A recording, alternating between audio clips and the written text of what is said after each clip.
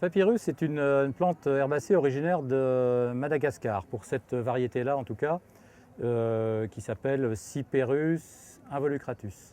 Papyrus est en fait un nom commun qu'on applique à tous les Cyperus, par extension avec le Cyperus papyrus, qui est le papyrus du Nil, une espèce on va dire un peu complexe à cultiver, en tout cas à voir belle toute l'année, dans des conditions qui ne seraient pas les conditions d'une serre tropicale. La variété que je vous présente est Cyperus involucratus. C'est une plante un tout petit peu frileuse, mais qui se cultive très bien en pleine terre par exemple, voire même en bassin dans le sud de la France. Dans le nord de la France, c'est une plante qu'on cultivera dehors du printemps à l'automne et qu'on rentrera à la maison, puisque c'est une plante qui se comporte très bien en intérieur. Donc on la rentrera à la maison au début de l'hiver, avant les premiers gels. On peut bien évidemment la cultiver toute l'année à la maison, sans aucun problème.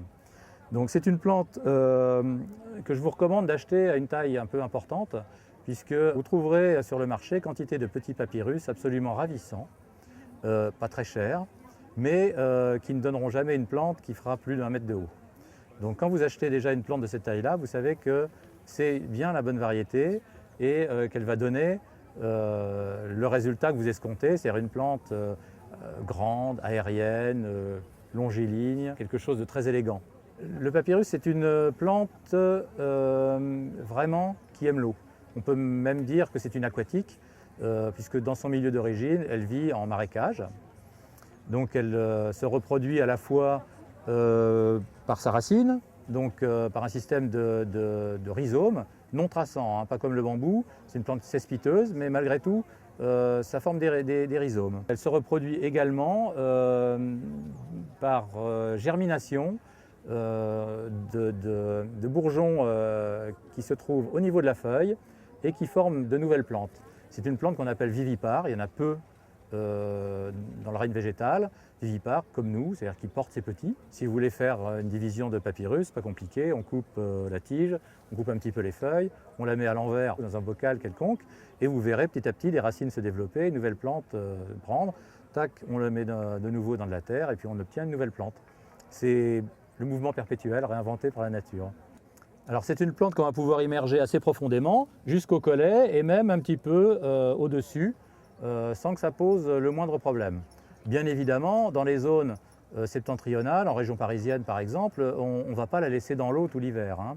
Ça peut se mettre également dans un baquet d'eau, sur une terrasse, en plein soleil. C'est une facilité totale. Mais c'est une plante également qu'on peut cultiver en pleine terre. C'est-à-dire vous pouvez l'insérer dans vos massifs, c'est très joli, ça vous fait des tiges qui peuvent ponctuer un massif, qui ont un effet structurant, un peu comme on pourrait le faire avec de la prêle par exemple. Et encore une fois, c'est une plante qui est pas du tout, qui se vexe pas facilement.